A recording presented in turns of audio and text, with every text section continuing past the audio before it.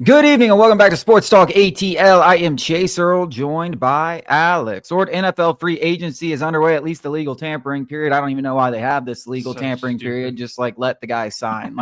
It makes absolutely no sense. They all come out. I mean, a lot of guys got signed.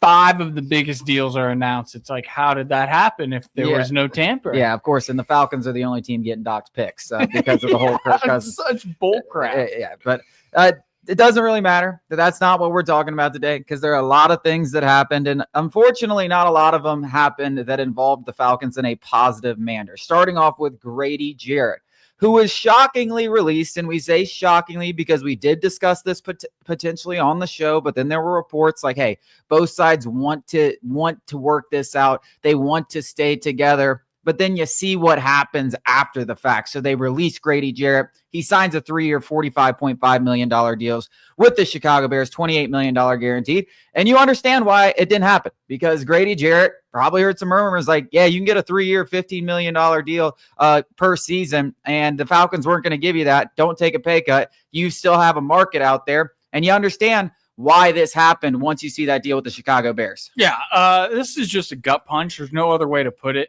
It's really hard to see any kind of, obviously now we're talking about Michael Penix is the face of the franchise, but this is the heart and soul of the Atlanta Falcons. Even if I can somehow convince you that financially, roster building wise, salary cap wise, it was the right move, it doesn't make it any easier. It's really hard. He was the one guy, him and Jake Matthews, back from that 2016 Super Bowl run that, didn't have a lot of success since that 2017 playoff appearance. And we are kind of hopeful that, Michael Penix or Raheem Morris, that they would get another crack at the playoffs in the twilight years of their career. Financially, I think, I just did something on the site. Go check it out, sportstalkatl.com. Grady Jarrett's a winner of free agency. And he got a 2-year guaranteed deal about what the Falcons were paying him per year.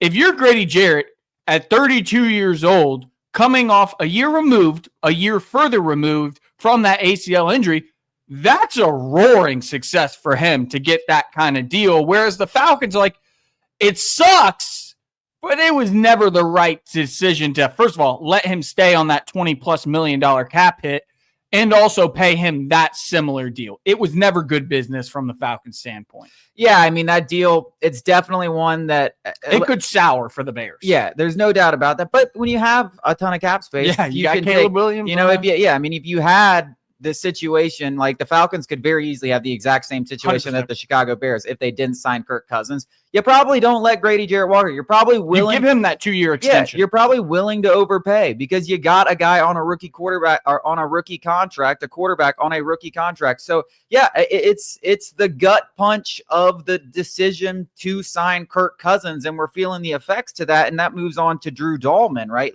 You have Drew Dalman, who signs also with the Bears. Chicago must really like Atlanta. It's not necessarily the place I would go searching for free agents, but they clearly have an infatuation with some of those players. Drew Dalman gets 3 years, 42. We talked about this last week. What would be around the average AAV that we'd be comfortable? What do we say? $14, $15 million. So we thought that was kind of in the Falcons price range.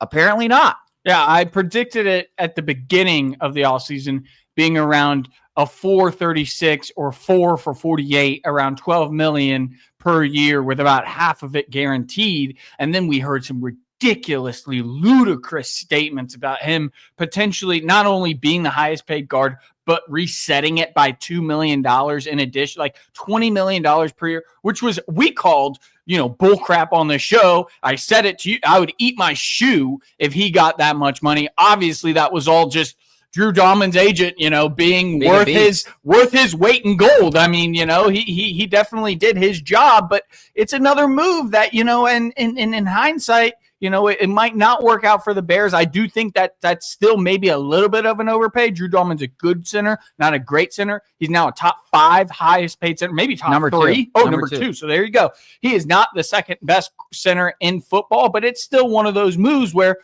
there's only been one good draft pick from Terry Fontenot's first draft class in 2021, and it was Drew Dalman.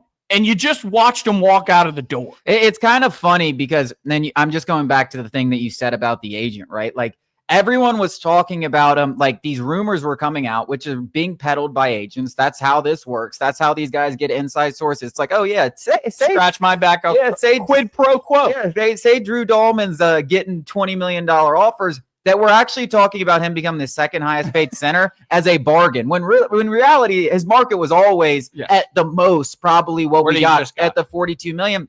And it's another situation where the Falcons didn't have a choice. They're like, hey, we can't afford to overpay guys because we do not have the cap space. But now you look at the totality of everything, right? You don't have a starting center. Maybe Ryan Newsle's the guy, not necessarily someone that's inspiring, but definitely a position of, I would say, need. I mean, whether it's depth or anything.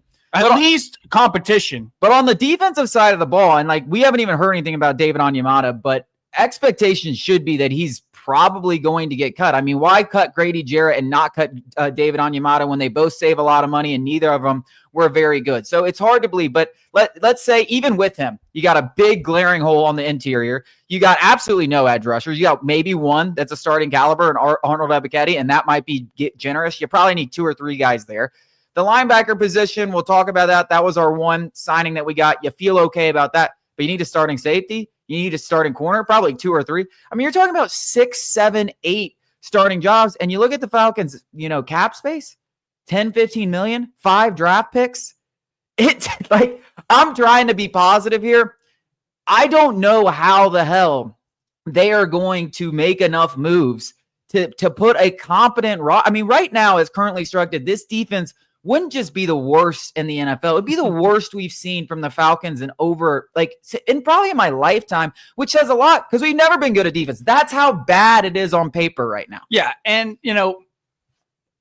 these draft picks that you drafted have to start playing eventually. Like Rook has to start playing eventually. So maybe that's where they see the Grady Jarrett, by Rook is in. Obviously, we never got to see Braylon Trice, and then we didn't get to see much or actually any of Brandon Dorless. So, yeah, and then you got DeMarco Hellams, who's a 7th-round pick, coming off of a season-ending injury. And then you got Clark Phillips. These draft picks are going to have to start stepping up. But when you start relying on guys who are unproven, you get kind of what we're looking at is a defense that not only is bad, it could be historically bad if some of these guys don't pan out. Now, I will say, at a certain point, like I just said, that you have to start playing them. You didn't trade up. Rook Ororo cost not only a 2nd-round pick, he cost a 3rd-round pick because the Falcons traded up for him. He is going to have to be a starter, and not only just a starter, he has to be a good starter. You can't sink that kind of investment in a guy and then have him not be at least a starter. So, pencil him in for a starting position.